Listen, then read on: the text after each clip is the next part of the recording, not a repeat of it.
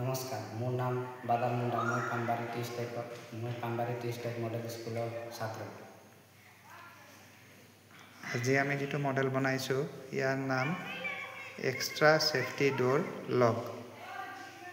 আমি সাধাৰণতে ঘৰৰ বাহিৰত গ'লে বাহিৰৰ পৰা দৰজাটো তলা মাৰি যাওঁ আৰু ওচৰৰ মানুহে সবে গম পায় যে ঘৰত কোনো নাই। সেইটোৰ পৰা হাত সাৰিবলৈ আমি ইয়াত এটা দৰজাৰ তলা বনাইছো, লক বনাইছো, যেটো আমি বাহিৰৰ পৰা সুইচ টিপি দিলে দৰজাটো ভিতৰ ফালৰ পৰা বন্ধ হৈ যায়। আমি ভিতৰত এটা বিদ্যুৎ চুম্বক ব্যৱহাৰ কৰিছো, যেটো বাহিৰত সুইচ টিপিলে ভিতৰ ফালে নিজে নিজে বন্ধ হৈ যায়।